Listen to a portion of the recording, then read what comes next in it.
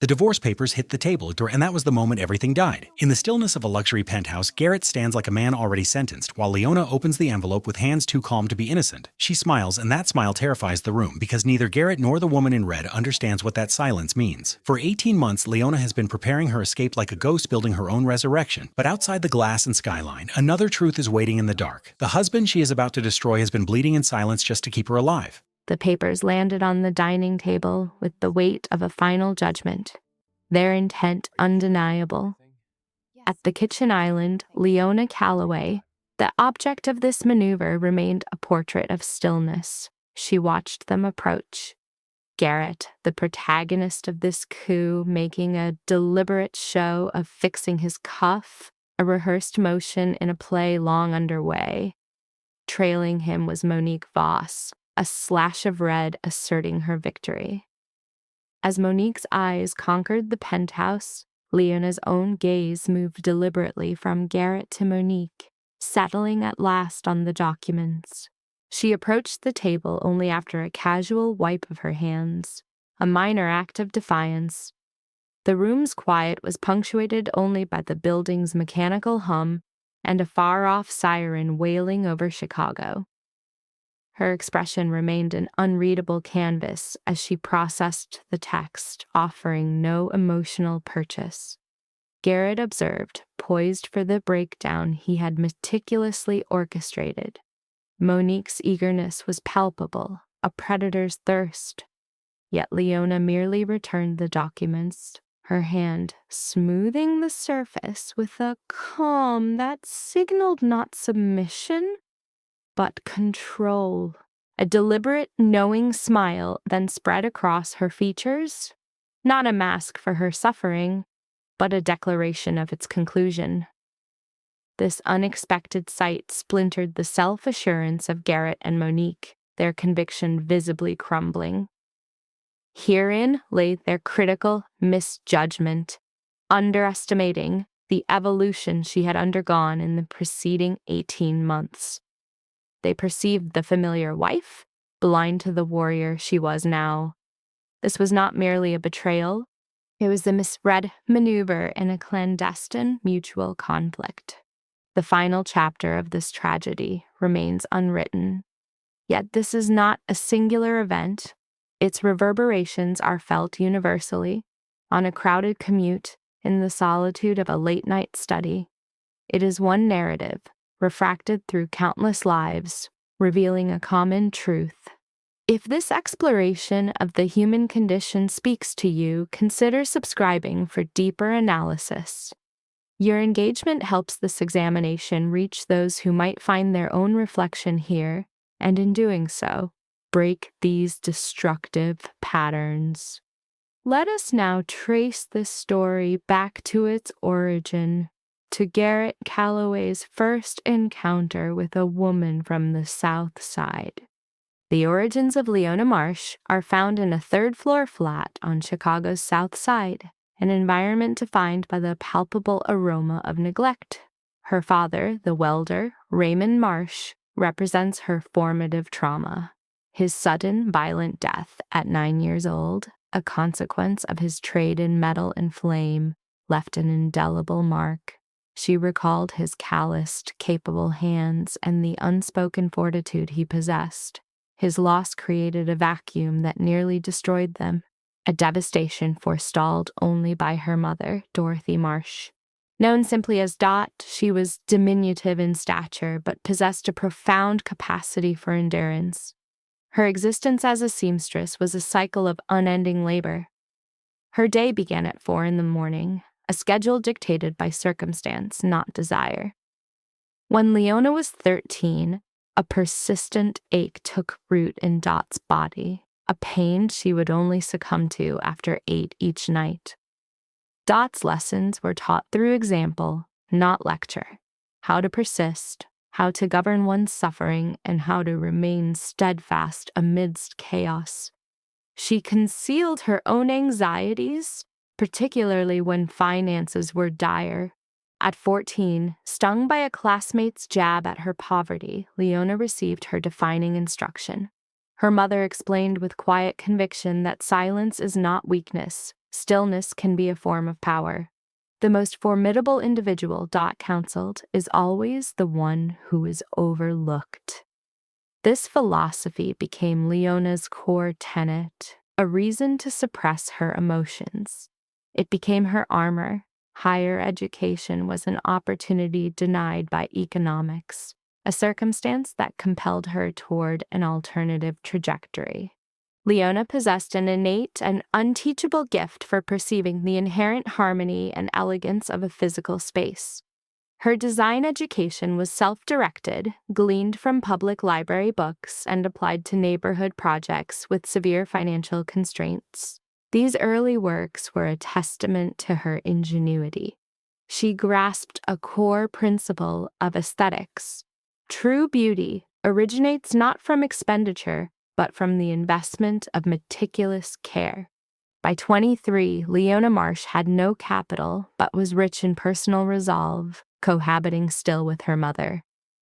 This resilience was her legacy, shaped by those 4 a.m. mornings and Dot's philosophy of quiet strength. This impenetrable center was precisely what Patricia Calloway would later discern at the engagement celebration, voicing a comment that would prove pivotal in the Calloway family narrative. That element of the narrative, however, will be explored in due time. Garrett Calloway was not born a monarch, but the inheritor of a crown, a crucial distinction in the unforgiving equation of Chicago. His father, Thomas Calloway, constructed their dominion in the 1990s, expanding from one restaurant to a network of legitimate enterprises. The illicit core of this operation was a guarded secret. A decade prior, Thomas Calloway was assassinated, a hit that street-level intelligence ascribed to the competing Voss family. At 27, Garrett's father was violently taken from him. Upon receiving the news, his reaction was not sorrow, but a chilling, almost unnatural composure. His immediate order was to send his brother, Shaw, to secure their mother's safety. This marked the beginning of his transformation into his father's successor. Now 10 years on, at age 37, Garrett Calloway's name commands a mixture of dread and reverence throughout Chicago. He has since doubled the family fortune, overseeing their affairs, both public and clandestine. Their clandestine operations were never committed to paper, a protocol strictly upheld by his legal team. Garrett's authority stemmed not from overt intimidation, but from subtle, final actions that required no encore. From the family estate in Lincoln Park, his mother, Patricia Calloway, now 63, presided over all. The kingpin's widow, she served as the clan's unacknowledged matriarch. Patricia's rule was not one of overt force, but of subtle gestures. A look, a silence, the quiet click of a teacup that could instill profound fear. Following her husband's extended withdrawal and eventual death, Patricia had reared her sons independently. Shaw, 4 years Garrett's junior at 33, handled their corporate interests with understated competence and absolute allegiance. The pivotal encounter between Garrett and Leona occurred 4 years prior to the scene with the papers, within an intimate West Loop art gallery. His purpose was not artistic appreciation. The gallery served as a convenient vehicle for financial cleansing. He remained oblivious to the artwork, his focus entirely on her. She wrestled with a large painting, her pride preventing her from requesting assistance. He observed her for 5 complete minutes until she at last became aware of his presence. There was no intimidation in her response. She merely stated, "You are here ahead of schedule. The show opens at 6 o'clock. Her straightforward, unadorned statement rendered him speechless, an unfamiliar condition for Garrett Calloway. By any rational measure, they were an improbable pairing, separated by a vast gulf of class and fortune. She hailed from the industrial South Side. He was the successor to a criminal empire. But Garrett recognized in Leona a quality missing from his world, an unfeigned fortitude, a confidence not born of terror, Within 8 months, they were betrothed. At the celebration, his mother, Patricia, isolated Leona, assessing her spirit before giving a sharp warning, "Do not you dare shatter it." Garrett wrote off his mother's words as theatrics. Yet Shaw's face conveyed a more nuanced insight. Garrett would later recall the caution as a disturbingly prescient forecast. Their 4 years together became Leona's gilded confinement, a penthouse overlooking the city, a home of her own design that offered no exit. Leona had reshaped the sterile structure into a haven that commanded silent, almost holy reverence from every visitor. Her design philosophy was guided by the impulse to create a true home, not a cold display of affluence. Even her husband's formidable colleagues were consistently silenced upon entry. This tacit respect served as Leona's only form of affirmation, a quiet acknowledgement of her dominion over this limited realm. Throughout their 4-year marriage, command over aesthetics was the sole authority Leona possessed. All other liberties were systematically and silently removed. The erosion began in year 1 with her resignation from work, a decision he presented as a security measure to which she agreed. In the 2nd year, bodyguards trailed her constantly, transforming mundane excursions into meticulously managed events. Her sphere of existence contracted, all without a direct order ever being issued. Her social network evaporated as acquaintances recoiled from the peril associated with her husband. A single friend, Nell Tucker, endured, but their encounters had the air of being monitored. Even Leona's mother, Dot Marsh, was dissuaded from visiting by a courteous notice from Perry Hayes, her husband's subordinate, which mentioned ambiguous threats to her safety. It was suggested that Mrs. Marsh telephone her daughter instead. Leona grasped the implicit meaning.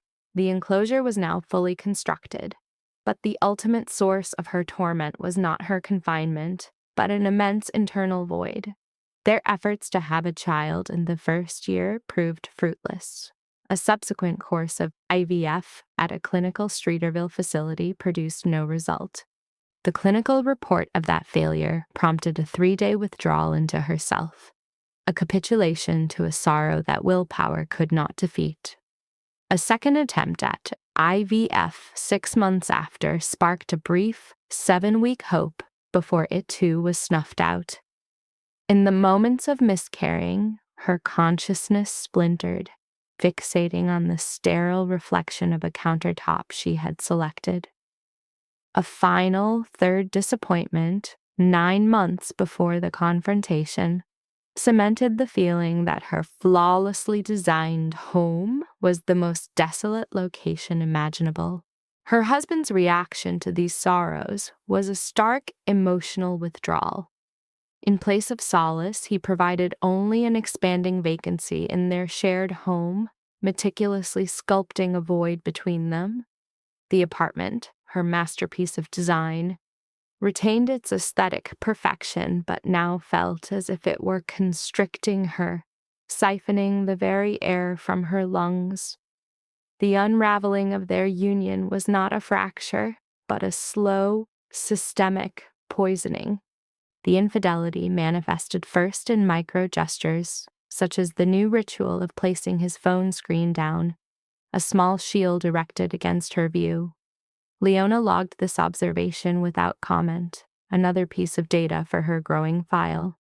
This single act was a precursor to others, a quiet accumulation of pressure. The hour of his return from work began its steady retreat into the depths of the night.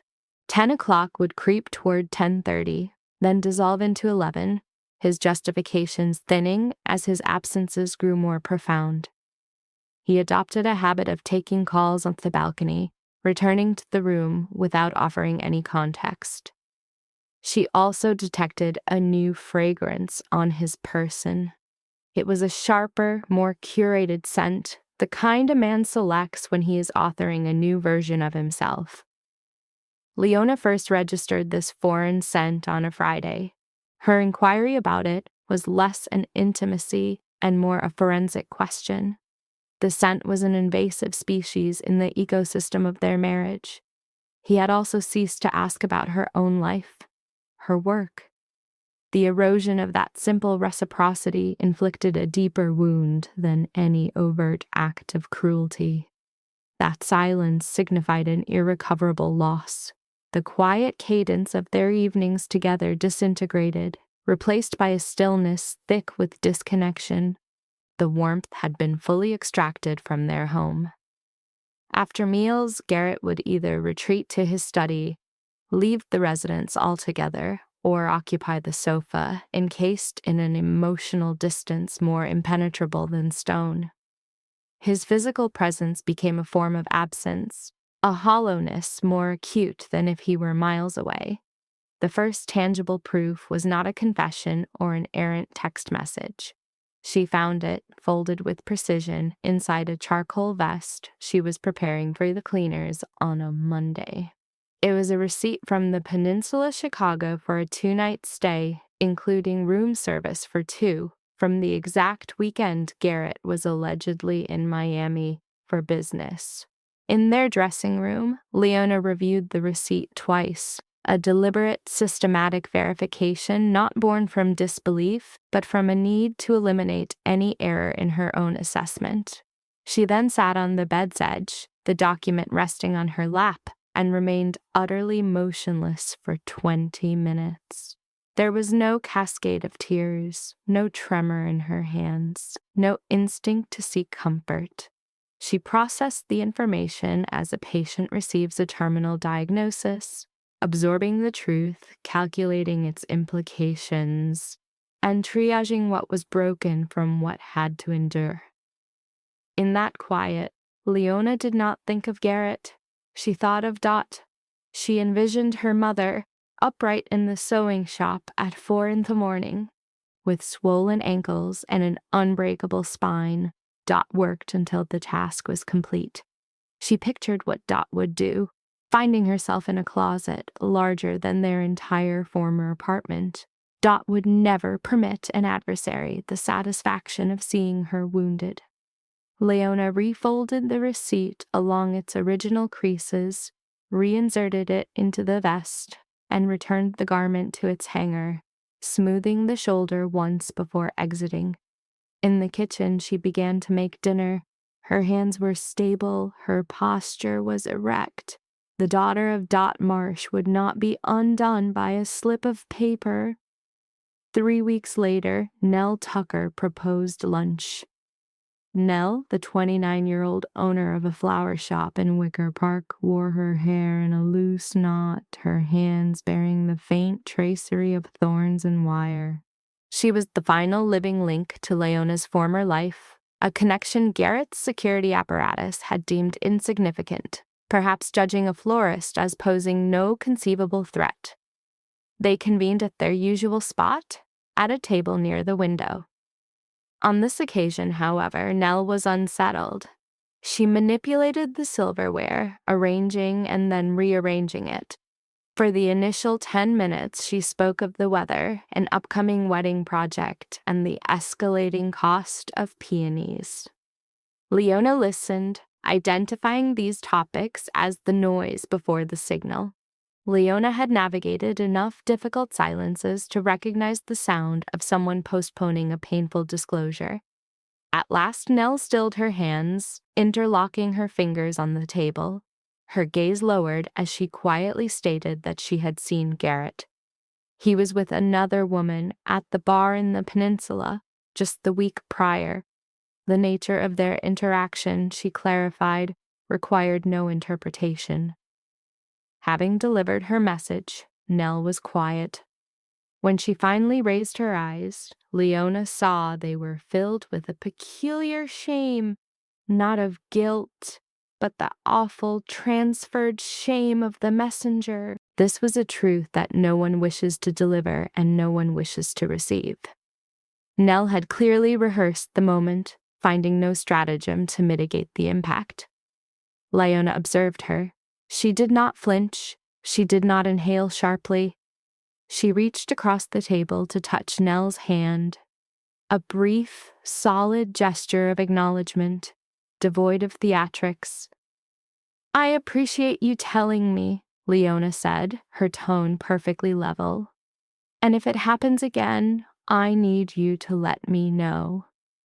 Nell was silent for 3 seconds. She had braced for tears, for hysteria, for the expected fragmentation of composure, the collapse anticipated from a woman receiving such news. Instead, she received a quiet directive from a woman sitting ramrod straight before an untouched glass of water, her eyes completely clear. Nell's mouth parted slightly, then she closed it and nodded. They placed their lunch orders and ate, discussing peonies and weddings as if they were any two friends.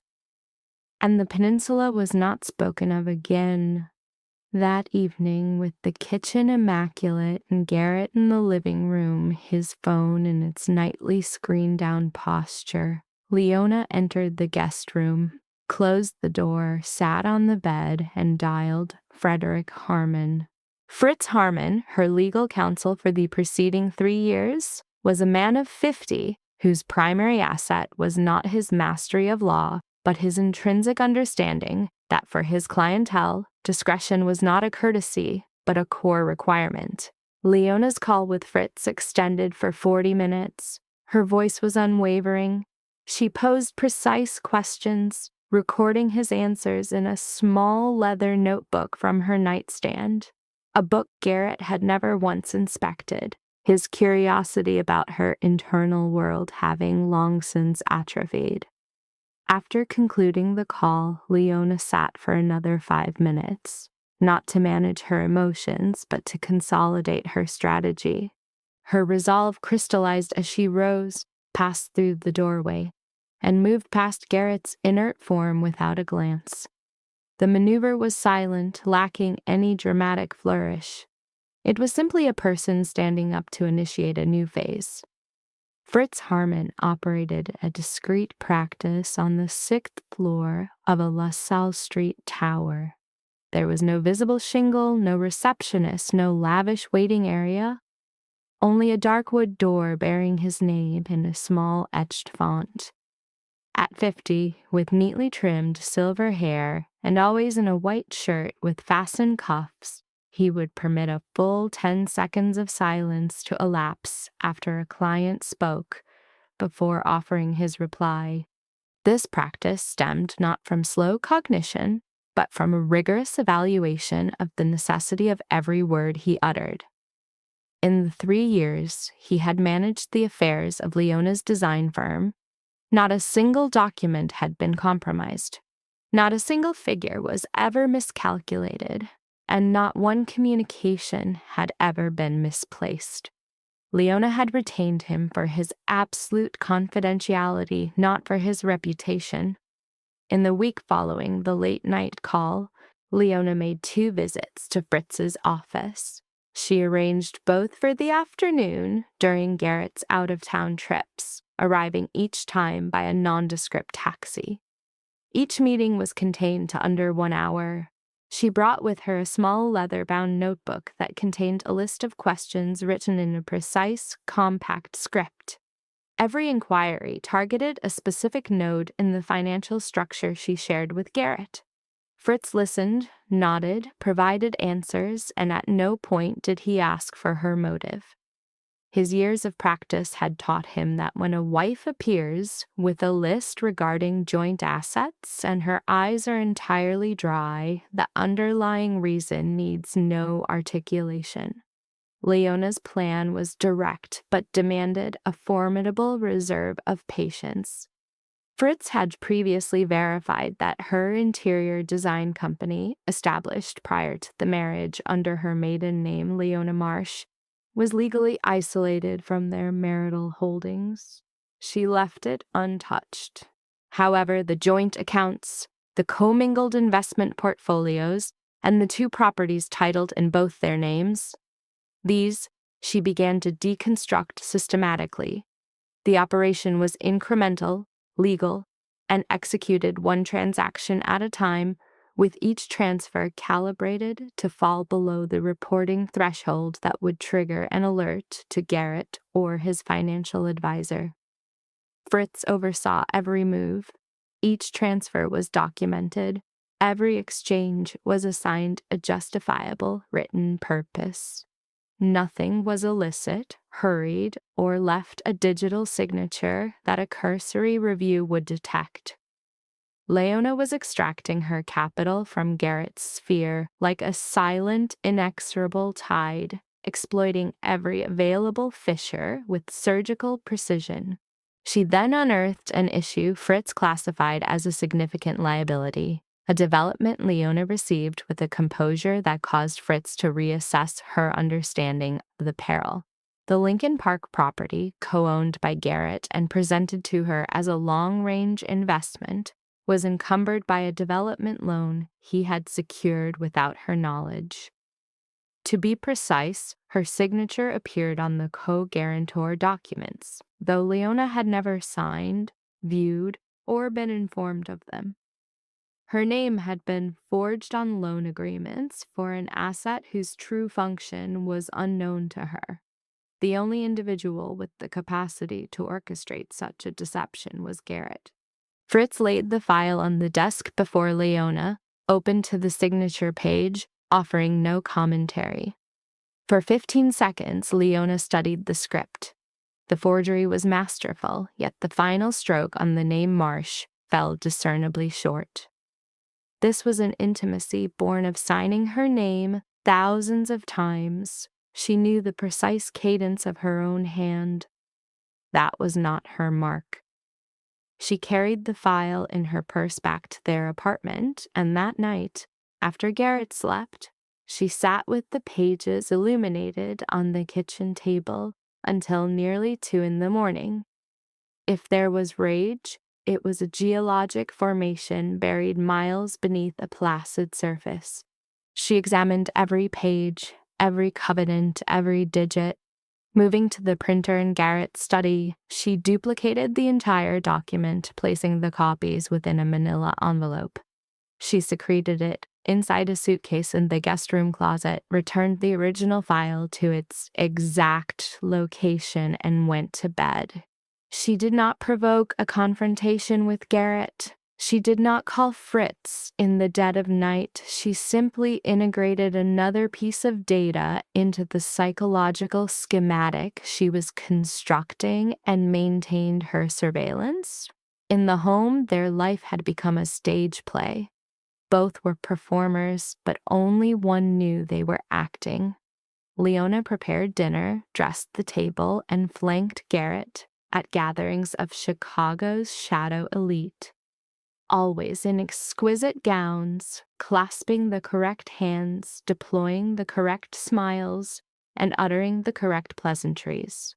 She was a flawless archetype of a syndicate leader's wife, composed, devoted, and occupying her prescribed space, and Garrett interpreted that composure as fragility. He mistook that silence for consent. He would look at the woman across the dinner table and perceive a consort, utterly oblivious. He had forgotten her provenance. He failed to consider what quiet individuals do when afforded sufficient time and motive. They prepare. Monique Voss did not merely drift into Garrett Calloway's sphere of influence. She engineered her arrival with the patience of one who understands that objects of immense value are never displayed. They are stalked. At 30, she was the sole heir of Conrad Voss, patriarch of the Voss family and a fierce rival to the Calloways since Thomas Calloway's demise in a parking structure a decade prior. Monique was raised on New York's Upper East Side, within a residence overlooking Central Park that commanded a monthly cost exceeding what most families earned in a year. At 14, she was dispatched to an elite English boarding school. Her father's motive was not the quality of education, but the strategic value of the physical chasm between his daughter and the source of his wealth.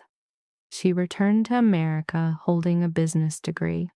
a voice that was a hybrid of New York and a whisper of Europe, and a predatory, intuitive grasp of power.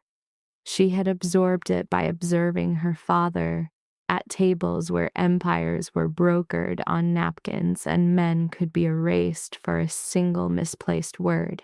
Monique intersected with Garrett's path at a charity gala in downtown Chicago. It was the yearly ritual where the city's upper crust and its criminal underworld converged in the same grand ballroom, bathed in the same light, clutching the same untouched glasses of wine, each participant silently appraising the others.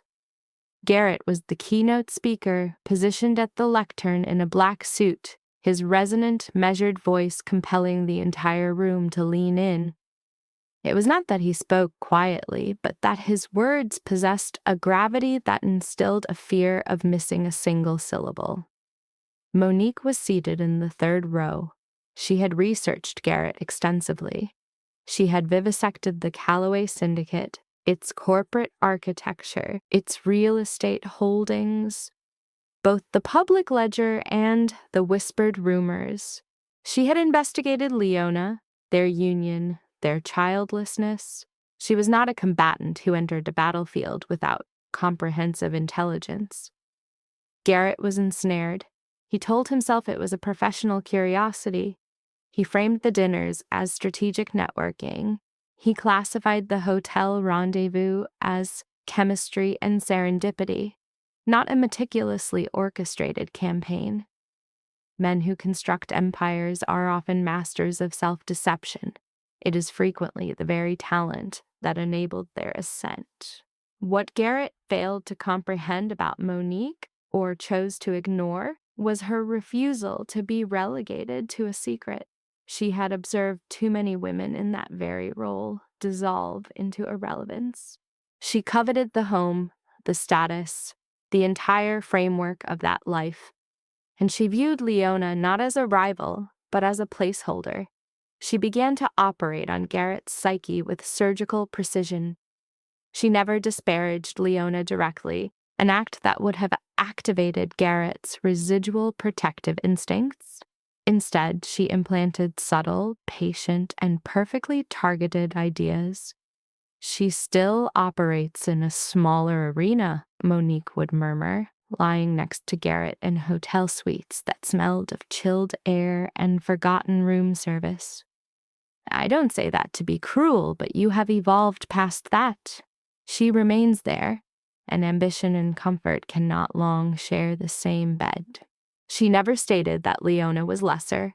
She implied that Garrett was greater, a far more lethal strategy.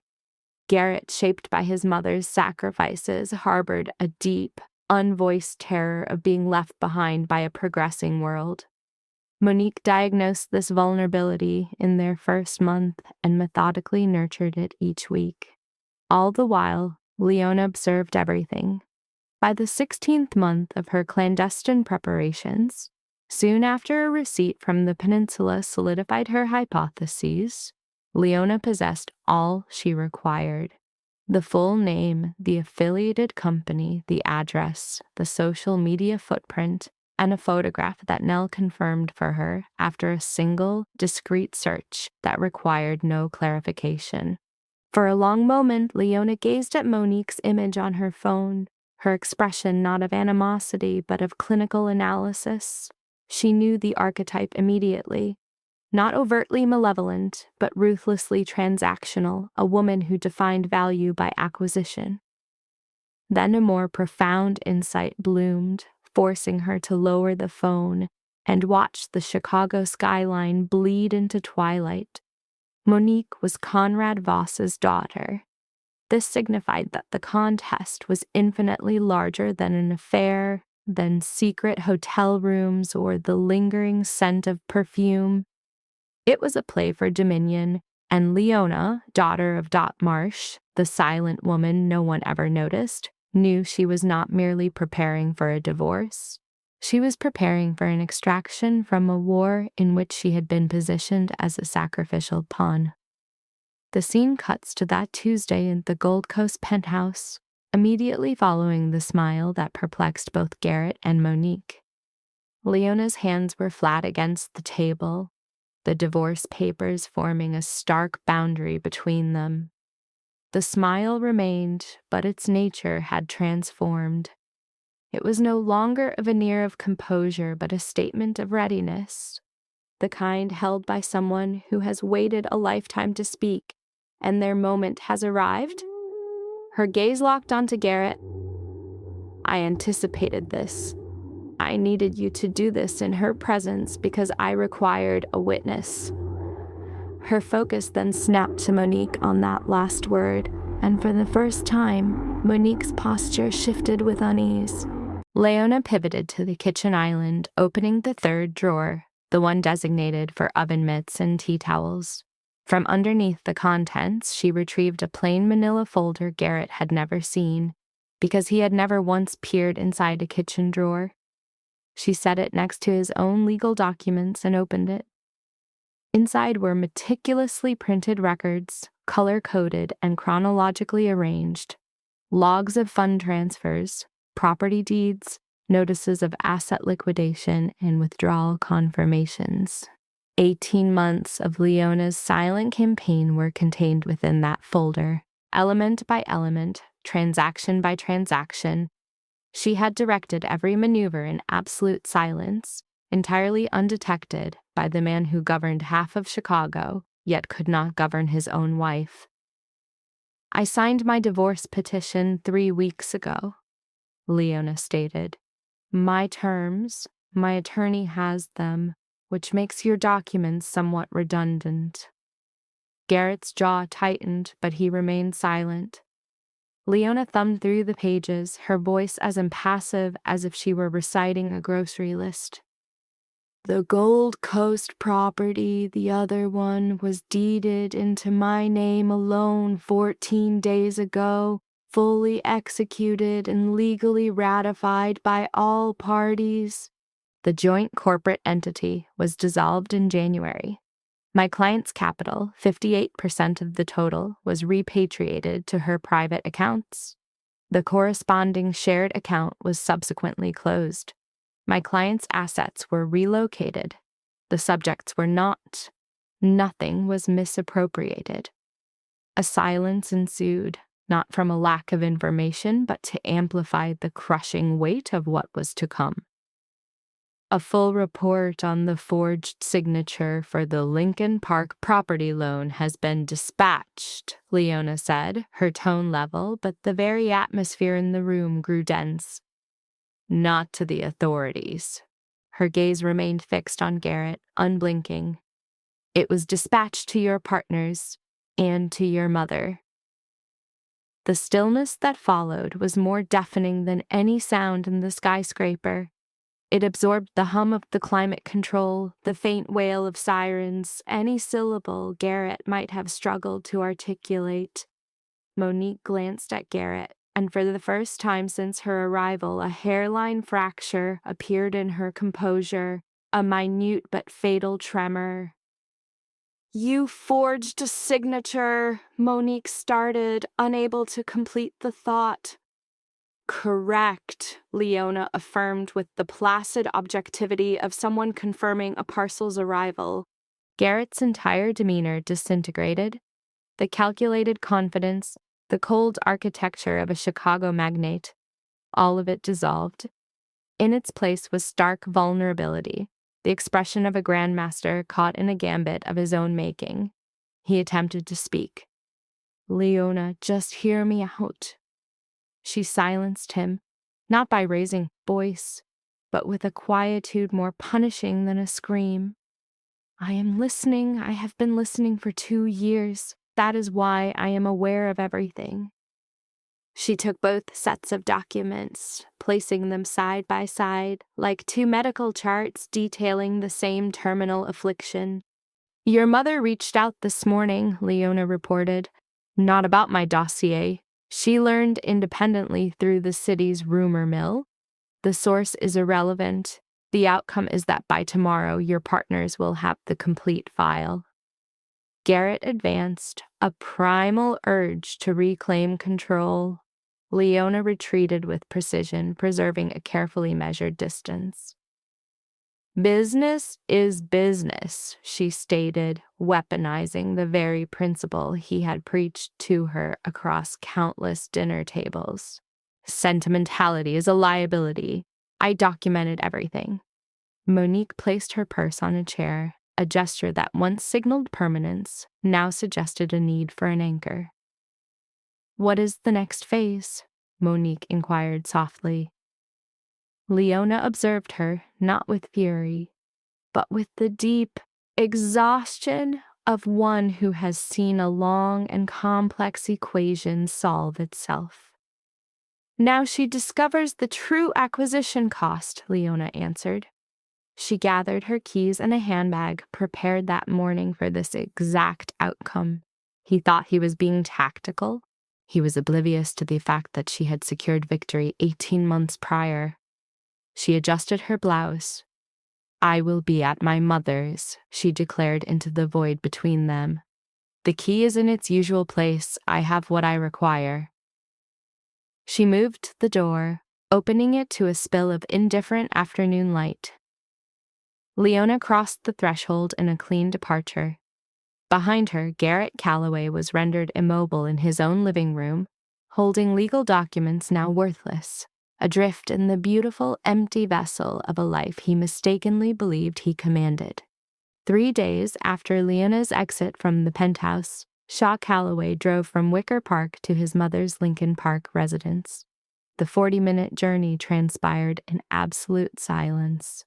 No audio, no communication, only the drive, his thoughts sorting through the debris Garrett had called the previous night, a conversation that left Shaw stunned for 10 minutes. Garrett had constructed a predictable narrative of victimization, deflecting all responsibility. Leona was cold. Leona was unavailable. Leona was inadequate for his world. He framed his affair with Monique as a natural inevitability. It was simply unavoidable, Shaw. Shaw allowed him to speak, processing the narrative without interjection. A quiet observer watching his brother fabricate his own prison of deceit. After Garrett concluded, Shaw posed a single, incisive question. "Is Mom aware of the signature?" A pause. "She knows a portion of it," Garrett admitted. "I will see her tomorrow," Shaw stated, terminating the call.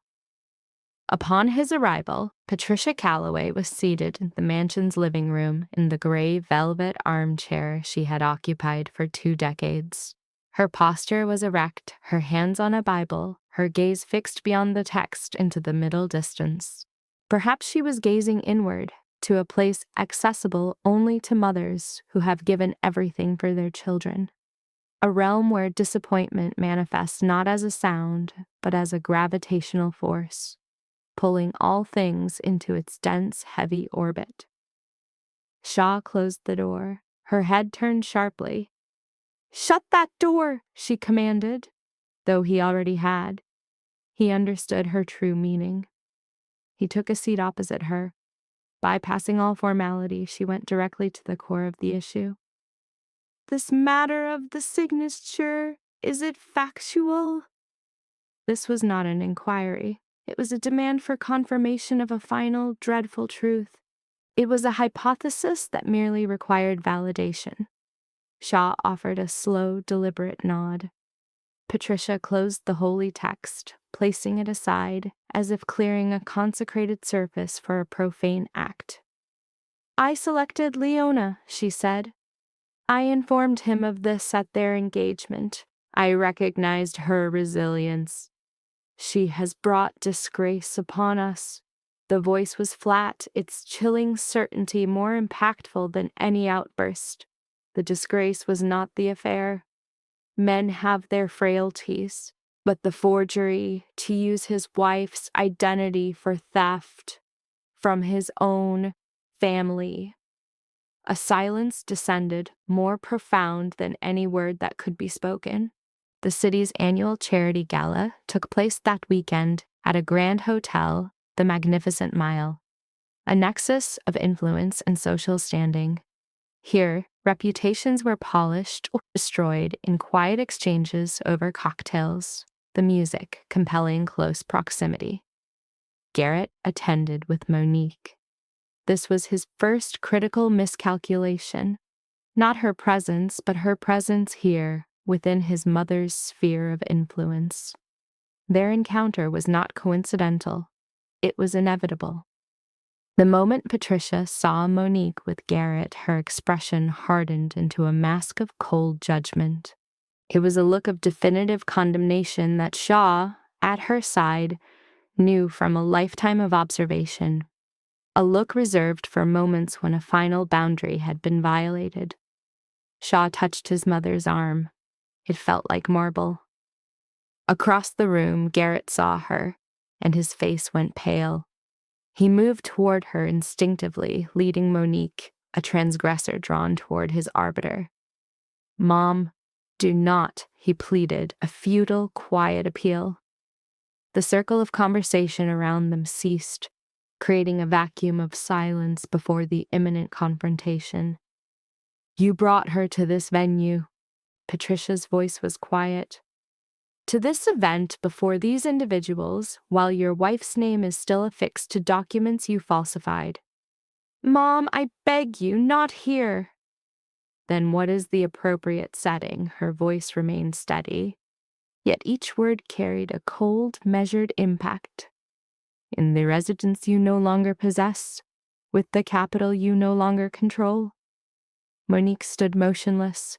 Patricia's gaze passed over her, not with animosity, but with the remote sorrow of a mother witnessing her son's ruin personified. She took her purse. "I am departing. You will not bring her to my home. Do not contact me to intercede with your partners. This burden is yours alone." She turned and departed. The ballroom's ambient sound did not resume for some time. Shaw remained. He regarded his brother, not with anger, but with a deep, mutual despair. "She has not begun to weep yet," Shaw said quietly. "When she weeps, it is irrevocably finished." Then he too was gone. Garrett stood isolated at the center of the gala. Monique was present, but an impassable chasm had formed between them in 5 minutes. A forgotten wine glass in his hand, and he began to grasp, perhaps for the first time, the true substance of the word forever. The partners acted with a velocity Garrett failed to anticipate. Within a week of receiving Leona's file, 3 allied families seized the Lincoln Park project. These were individuals who operated on calculated risk, not sentiment. A fraudulent signature on financial documents was not an indiscretion. It was a felony that could compromise their entire enterprise. An exposure was an existential threat their world could not tolerate. Their legal teams initiated a full audit of every project Garrett had approved over the last 3 years. Garrett retained a lawyer, and then a second, after the first reviewed the file and stated, with caution, that the prognosis was exceptionally grim. Garrett understood that in legal parlance, exceptionally grim signified the matter was already concluded. As the Callaway empire imploded, Monique Voss took up residence in the Gold Coast penthouse. She came 3 days after Leona's departure, with 2 suitcases and the demeanor of a conqueror. She placed her garments in Leona's vacant closet, used the dressing room Leona had conceived, and occupied the sofa Leona had selected. For several hours, it felt like victory. The sensation dissipated. The Garrett she knew, the charismatic figure, the ambitious suitor was absent. This man conducted his calls from behind the locked bathroom door, his voice a muffled sound she could not interpret. This man consumed his meals in silence, the only noise being the sound of his silverware. His gaze did not meet hers. It passed through her to a destination she could not reach. This man reacted with a startle when his phone rang from an unfamiliar number. The response not of a busy professional, but of a man anticipating disaster. And disaster always calls from a number you do not recognize. Monique had believed she was claiming a great reward. She came to understand she had entered a state of collapse. Her stay lasted 2 weeks as the quiet in the penthouse grew heavier each day. It was not the peaceful silence of intimacy, but the sound of a structure failing, of pressure slowly escaping a sealed environment. Garrett offered no affection, no talk of the future, only clipped directives about his itinerary. On the 12th evening, Monique contacted her father, Conrad Voss. Her words were sparse, or perhaps numerous, but too faint to register. The following morning, she began her exit. She folded the red dress she had worn upon arrival. She set the dress inside her suitcase, a last declaration or a final act of cruelty. As she left, she tore a page from Leona's notepad and wrote in a quick, precise script, "My apologies, I made a miscalculation."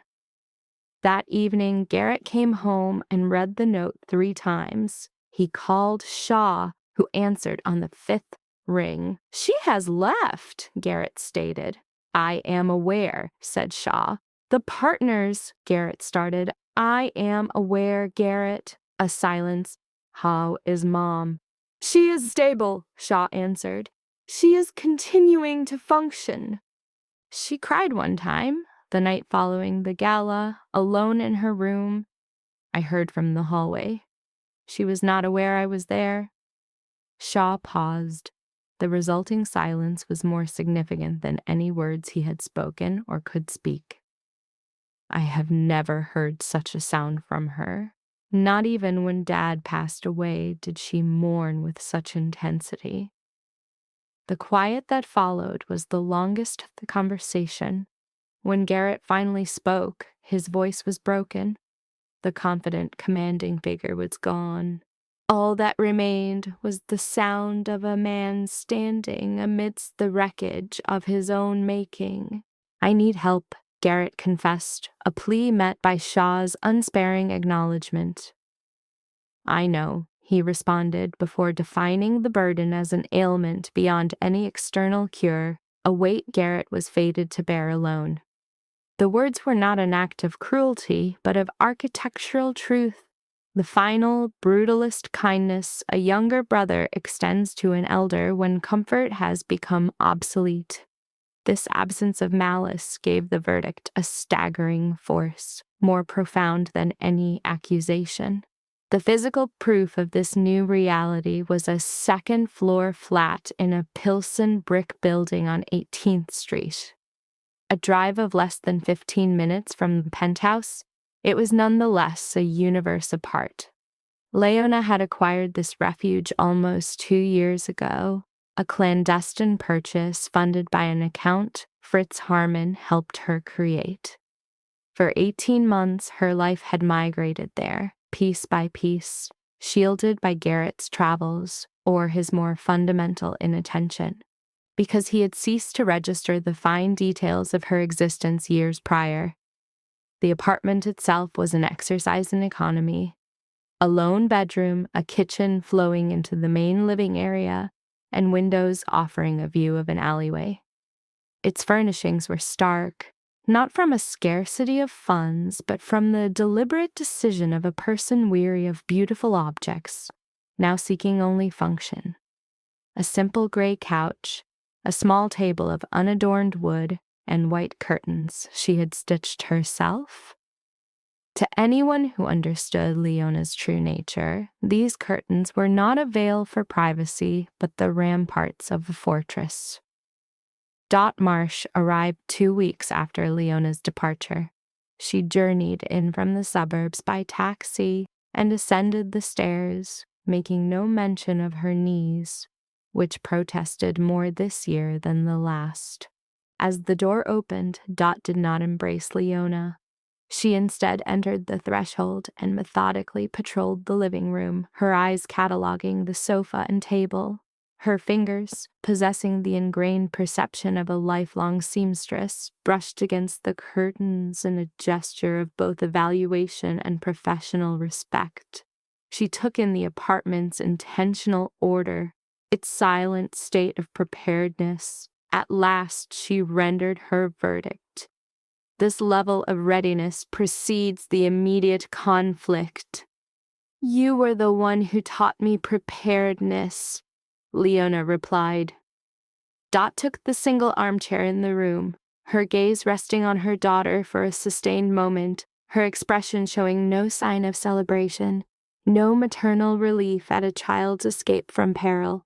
What took form on her face was an infinitely more layered emotion, a fusion of bitterness and deep-seated affection. It was the look of a creator who had fashioned her daughter into a weapon, and was only now confronting the full cost of that strength. The requisite years of quiet maneuvering, the isolation of a prolonged campaign, and the singular grief of a victory that necessitates the annihilation of a world once believed to be true. "Are you in mourning?" Dot asked. Leona processed the query with a clinician's detachment, sidestepping simple sentiment to locate the precise diagnosis of her own condition. "Yes," she stated finally. "Not for the thing I have lost, but for my former belief in what it was capable of becoming. That is the sole loss worthy of grief," Dot confirmed. They sat together in the advancing twilight as the shadow from a maple tree extended across the floor like a searching limb. Little else needed to be said. Mourning can persist without the scaffolding of words. The woman who shapes us and the woman we evolve into can occupy a shared silence, breathing the same air and find it sufficient. Yet, critical narrative pieces were absent, truths were held in the custody of two other men, and their testimonies were now required. Shaw Calloway possessed a fragment of the chronicle. Perry Hayes held its entirety. And the secret they had collectively guarded for 2 years had the capacity to recontextualize every detail of this record. From a telephone on a desk to the very arc of Leona's smile in the penthouse. 20 months prior, while Garrett sat isolated in his study examining financial reports, Perry Hayes had walked in and placed an envelope on the polished desk. Inside were 12 photographs. Leona perusing a boutique. Leona at her preferred cafe, a coffee cup in hand. Leona exiting a florist's shop. Leona navigating Lakeshore Drive. Every image was captured from a distinct range with a different optical lens on a different day. Each was annotated with a time and place in the corner with the sterile precision of a surveillance dossier. The final photograph was not of Leona. The last frame depicted Dot Marsh outside her textile studio, her posture erect, clutching a bolt of fabric, wholly unaware of the unseen lens that observed her. Accompanying the photos was a memo, its perfect penmanship delivering a single ultimatum that plunged Garrett into a state of catatonic stillness for 5 full minutes. The communication originated from Conrad Voss. It was not a piece of theatrical intimidation, but a clinical declaration of terms. The offer was a merger, a polite euphemism for the complete absorption and erasure of the Calloway organization, its influence, and its legacy. The alternative was a guarantee that Conrad would recreate the fate of Thomas Calloway, but this time inflicted upon the one individual Garrett prized above all others. Garrett knew this was not a hollow threat. Voss had orchestrated the downfall of his father. The surveillance photos were proof that Voss had been shadowing Leona for weeks, charting her routines, her patterns of movement, and the location of her mother. Garrett did not depart his office until 3 o'clock that morning, by which time he had engineered a counter-offensive. The strategy required the systematic dismantling of his most profound emotional connection as the only means to preserve it. Garrett would inhabit the persona of the villain. The calculus was savage yet sound. Leona's proximity created a vulnerability. Her manufactured disdain would render her useless as leverage, and this uselessness would become her armor against Conrad Voss. Each late arrival home was a staged scene in a larger drama. Every time his phone was laid screen down, it concealed strategic dialogues with Perry, not a romantic betrayal. His methodical coldness and feigned disinterest in her life were calculated maneuvers designed to systematically erode their bond. The objective was for her to depart of her own volition, ensuring the separation appeared genuine and raised no suspicion with Conrad. The new perfume was a mere stage property. Monique Voss was never a paramour.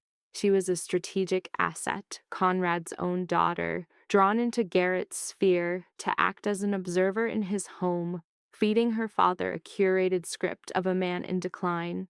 Simultaneously, Perry Hayes was conducting discreet meetings with the Federal Bureau of Investigation, painstakingly compiling a dossier on the Voss Syndicate's network of illicit operations. The forged signature Leona discovered was not an instrument of theft.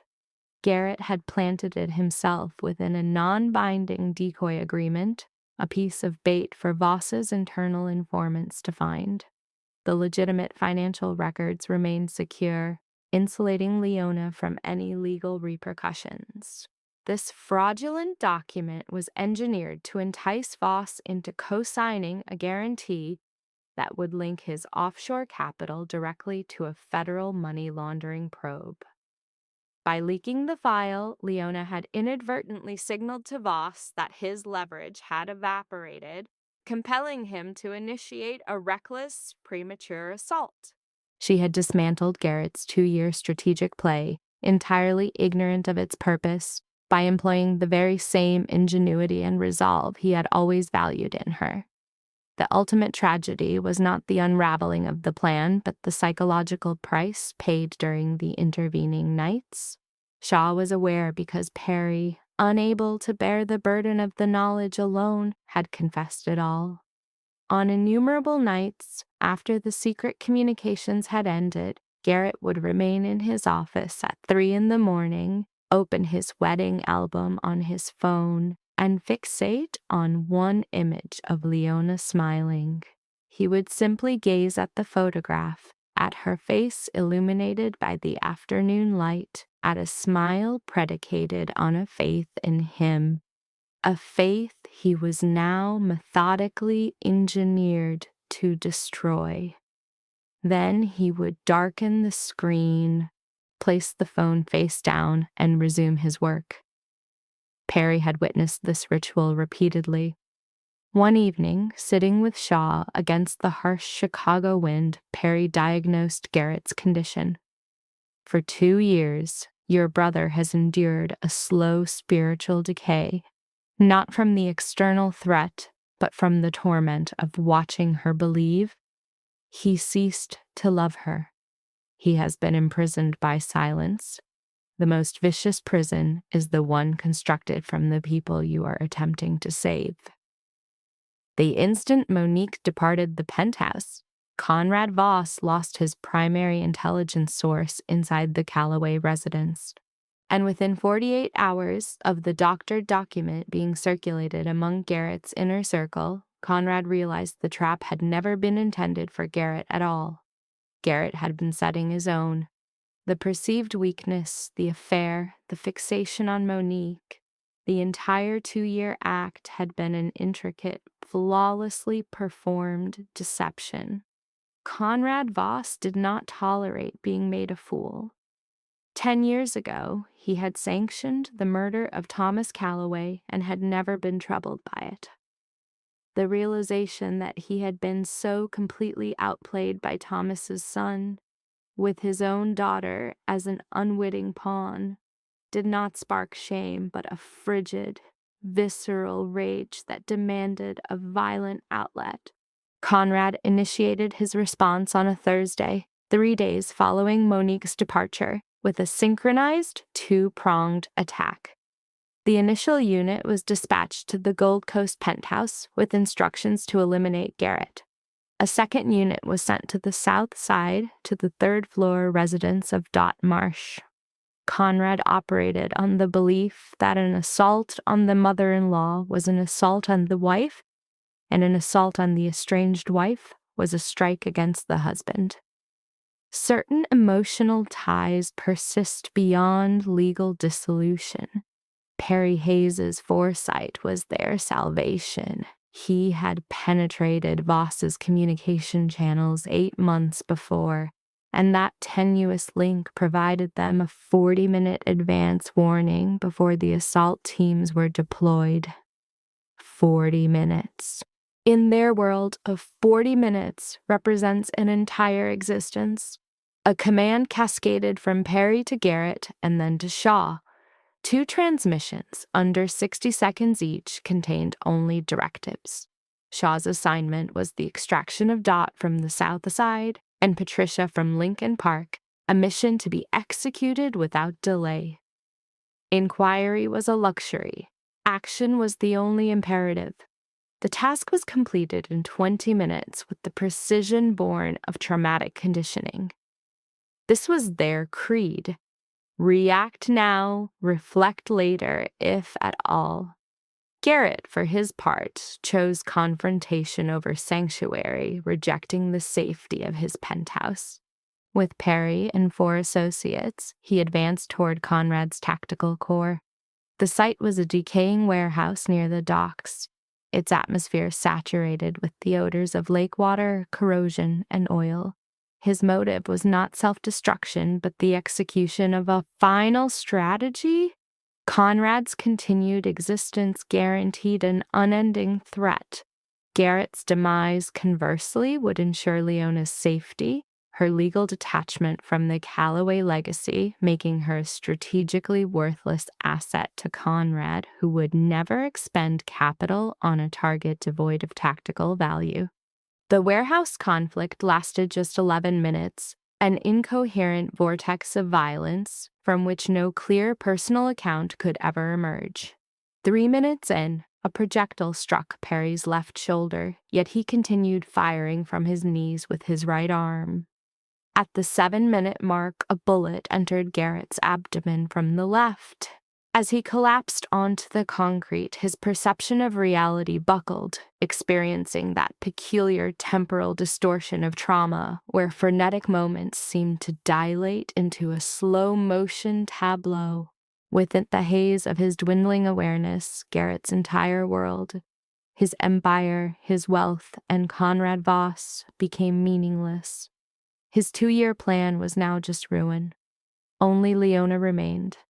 Not the memory of her bridal smile, a ghost from a lifelong past. He envisioned the composed, intentional arc of her lips as she accepted the divorce documents. It was the smile of a winner who believed the conflict was finally done. And in her victory, he registered the crushing gravity of his own failure. Not the war against Voss, but the psychological campaign he engineered to save her by methodically constructing her animosity toward him. That smile was the deepest wound Garrett Calloway ever gave himself.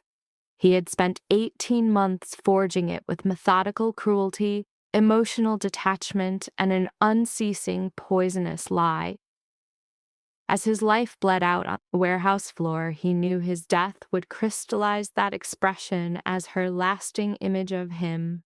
She would be forever certain in her judgment, never suspecting that her own safety was the cause of his demise. Conrad Voss fell at the 9th minute, felled not by Garrett, but by Perry, who discharged his last bullet from his knees. 2 minutes later, the warehouse was bathed in the quiet, pulsing light of federal cruisers. Their presence signified a break from the original design, a contingency Leona's intelligence had already rendered moot. The night's violence had set in motion an unforeseen chain of events. Gunfire reported by civilians brought local authorities who, seeing the engagement's scope, escalated to federal intervention. Inside, agents discovered all the evidence required to dismantle the Voss organization from its roots. The dynasty collapsed that evening, not by Garrett's meticulous 2-year stratagem, but in a chaotic eruption of gunfire and flawed decisions, the typical conclusion to such sagas. Garrett remained motionless on the cold dockside floor. The bleeding from his wound began to subside as his body fought to retain its vital essence.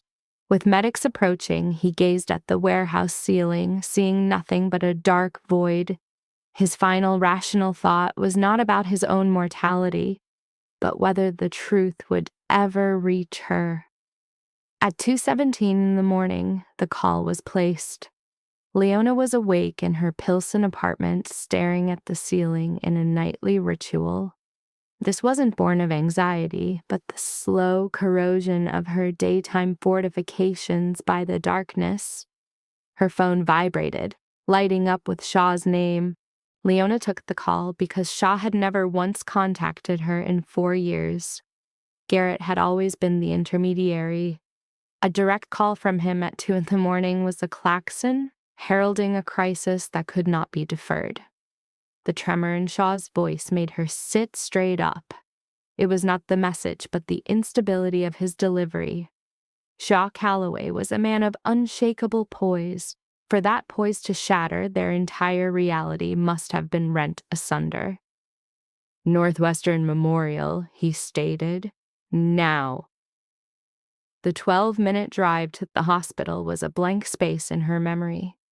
She recalled no traffic signals. She remembered no turns. Her awareness contracted to her hands clutching the steering wheel and the frantic rhythm in her throat. Shaw awaited her in the emergency room, his face a bloodless, haunted mask. What looked like a dark smudge on his sleeve sharpened into blood as she neared. His report was brief. He stated only that Garrett was in surgery, and Perry had to see her. He guided her to Perry Hayes's room. A heavy dressing covered Perry's left shoulder, and he was ashen from blood loss, but his gaze was intense. It was the focus of a man preparing to unburden himself of a secret carried for far too long. Perry saw Leona at the threshold and bypassed all formalities. He made no inquiry about her state. He merely started to talk. He began at the inciting incident, the 12 photographs, the unmarked envelope on Garrett's desk 2 years prior, the ultimatum delivered by Conrad Voss. He presented every fact with stark precision, chronologically without embellishment or emotional coloring. Perry understood that a truth of this magnitude required no ornamentation.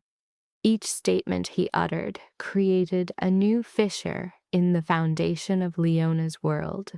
Garrett's affair was a fabrication, a carefully constructed performance. The first fissure. Each time he failed to inquire about her career. Every night he withdrew into his own world. All of it was to erect a barrier for her protection. The second fissure. Monique was not a paramour, but an asset. Garrett leveraged Conrad's daughter to acquire intelligence and to become the man Conrad anticipated. A flawed individual stepping willingly into a trap. The third. The forged signature Leona had unearthed was the final element of the snare for Voss. By revealing it, she had nullified Garrett's entire 2-year gambit, the strategy for which he had given up his marriage, his wife's faith, and his very self, the final, shattering impact. And every night he was a stranger to you, Perry stated, his voice now imbued with something beyond fatigue. He was experiencing a second kind of death, not one delivered by Voss, but from the agony of seeing you believe he no longer loved you while being powerless to speak.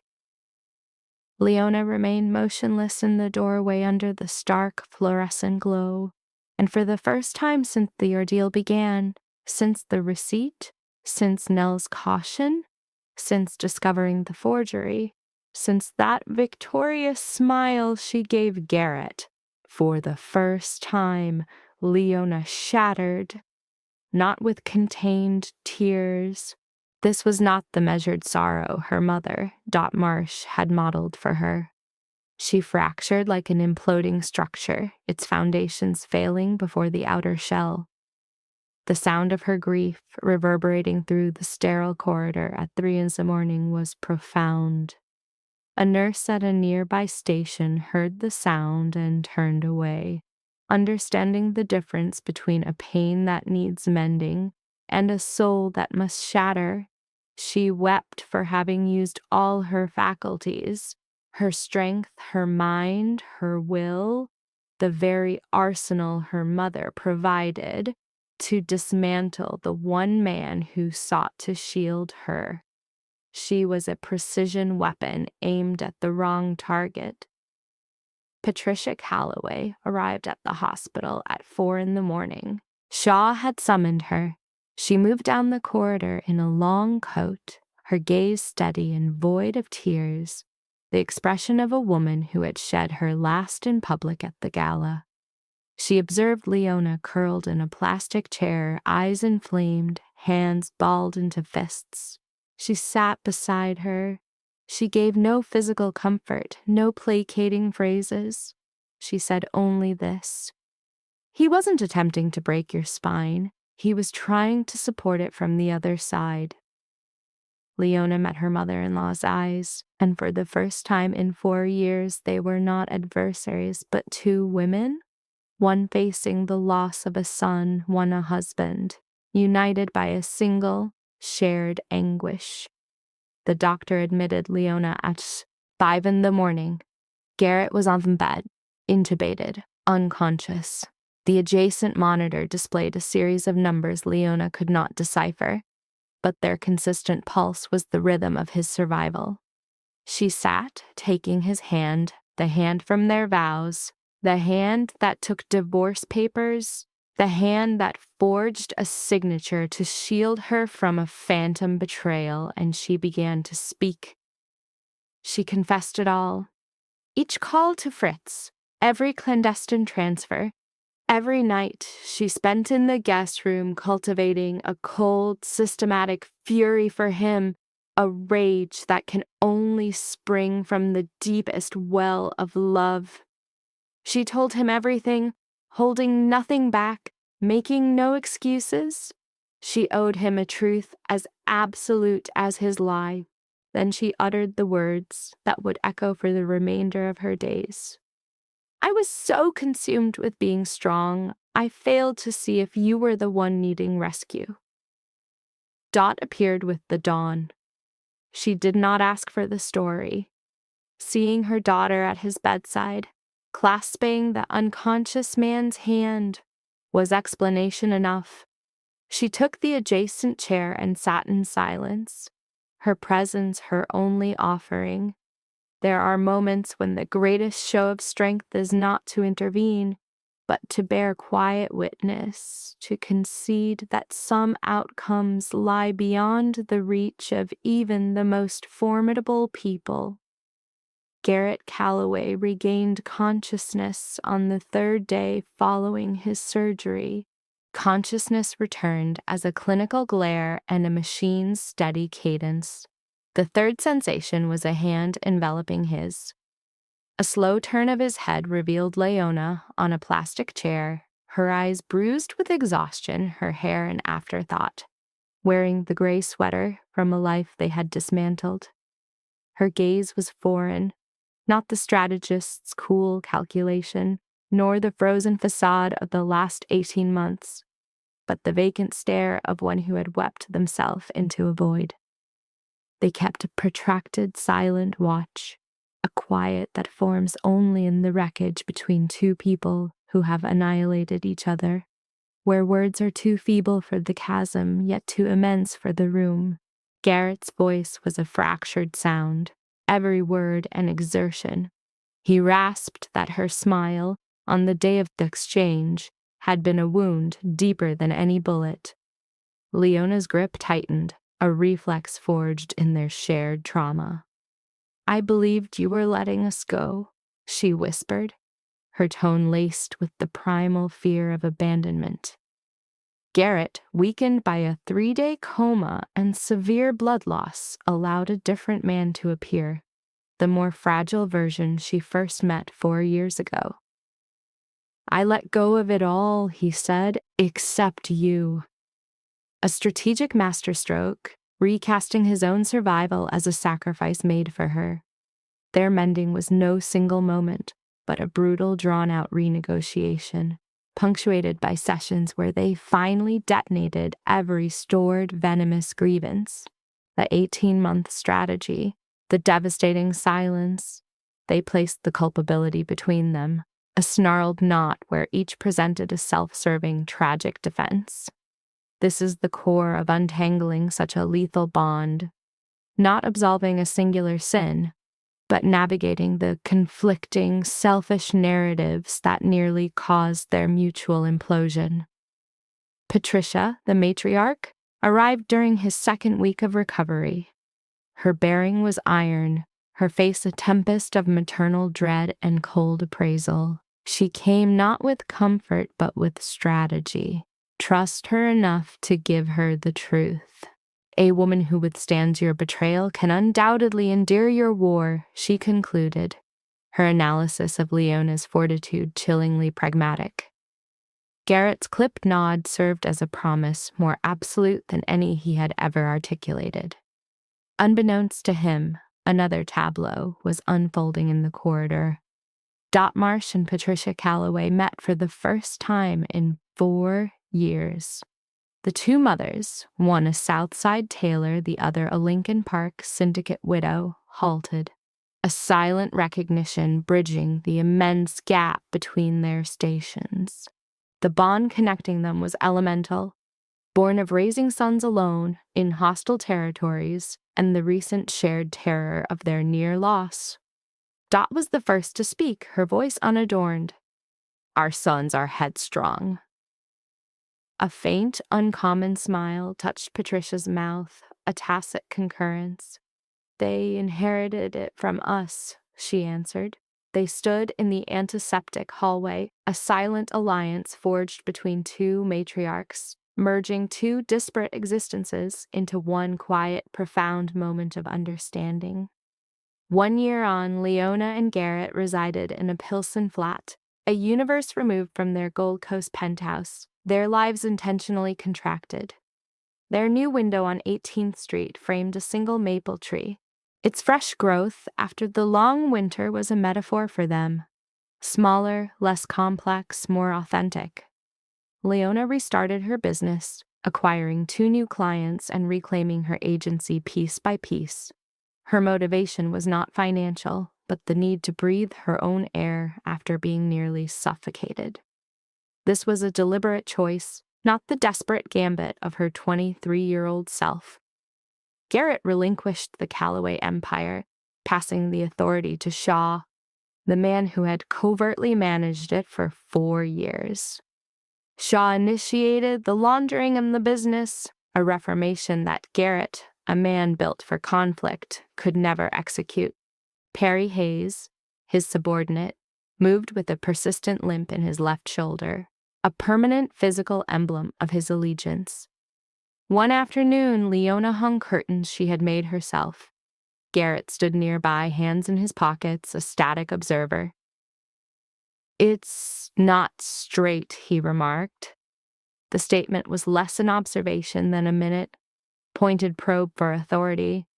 Leona faced him and smiled, not with the calculated defense of the penthouse, but with a new, more yielding shield, a method to de-escalate his casual cruelties before they could become a campaign.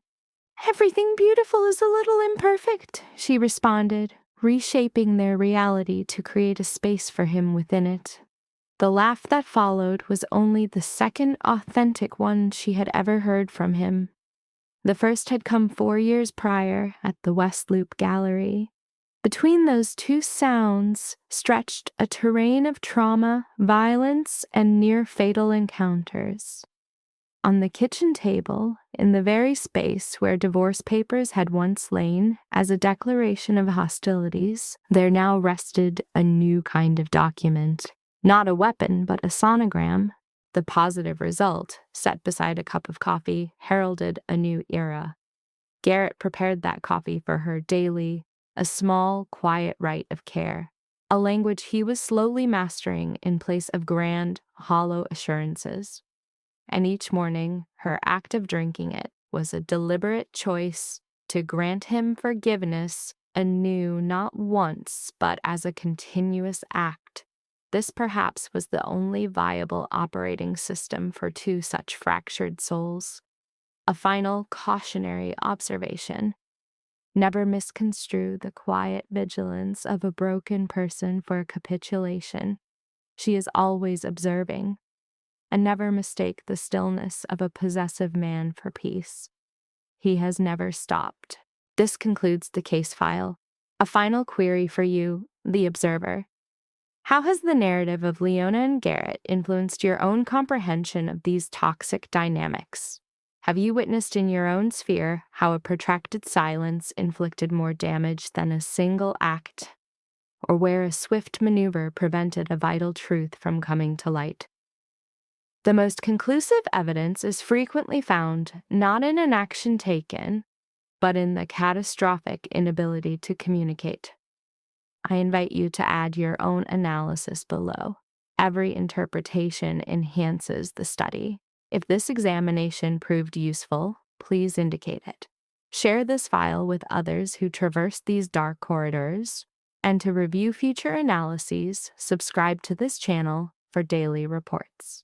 To all observers of this file, I wish you lucidity, a measure of tranquility and stillness in your own affairs. The observation is now complete. I shall present the next case file during our next session.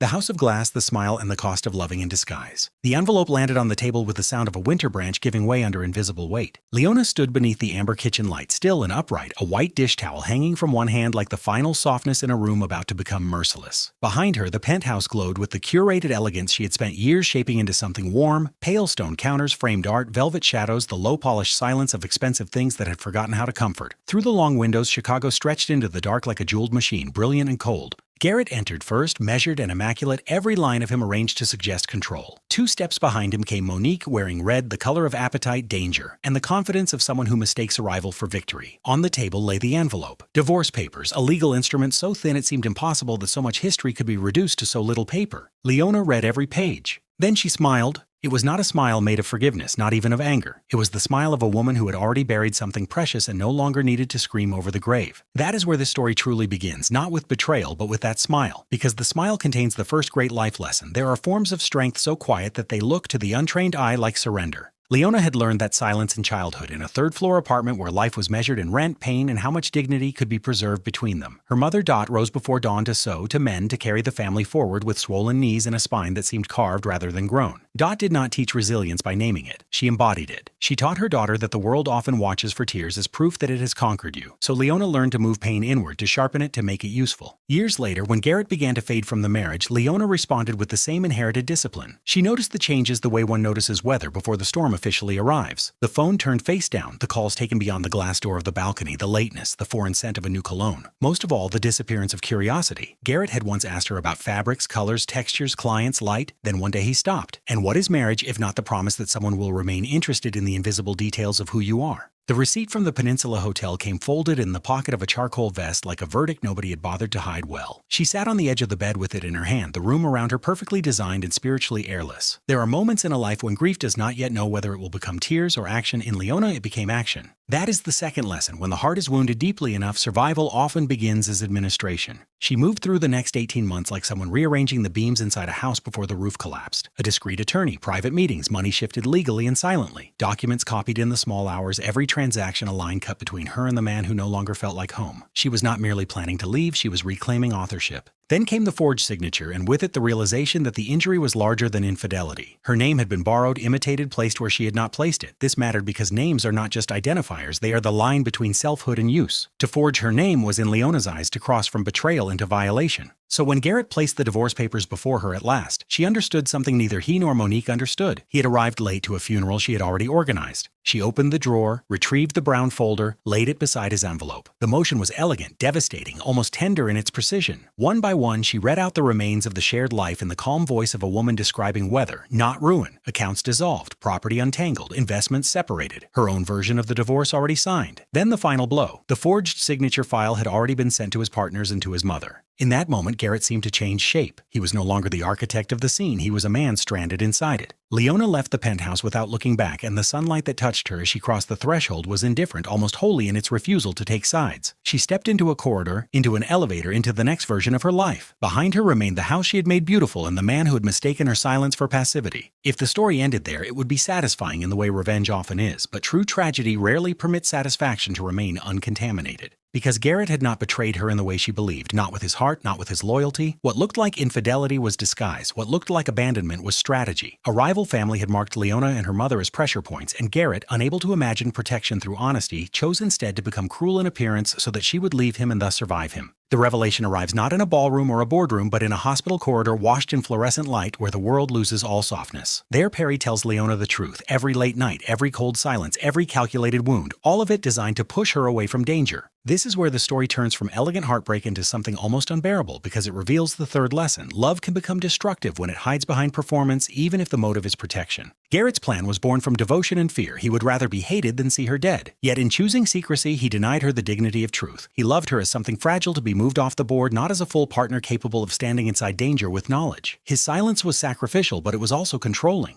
Leona's error was no less human. She saw what anyone in her position would have seen and drew the conclusion that nearly anyone would have drawn. Yet she, too, allowed pride and pain to harden into certainty. She became so committed to being unbreakable that she no longer permitted one final question to remain alive inside her. And so both of them loved correctly in feeling but incorrectly in method. That is what makes the hospital scene so devastating. Garrett lies half broken, no longer kingpin, no longer strategist, only a man made mortal by blood loss and consequence. Leona sits beside him with eyes red from the kind of grief that does not decorate the face but strips it clean. There are no clever speeches left, only the soft machinery of monitors, the smell of antiseptic, the unbearable honesty of survival after misunderstanding. When he wakes, they do not become whole again in a single embrace. That would be a lie, and this story has punished lies enough. Instead, healing comes slowly through smaller rooms and smaller mornings, a quieter apartment, handmade curtains, coffee set on the table, work rebuilt from choice rather than necessity, love relearned through daily acts rather than grand gestures. The penthouse had offered spectacle. The apartment offered truth. And that is the final lesson. A relationship is not saved by the scale of sacrifice, the beauty of the home, or the intensity of emotion. It is saved by whether truth is allowed to live there without disguise.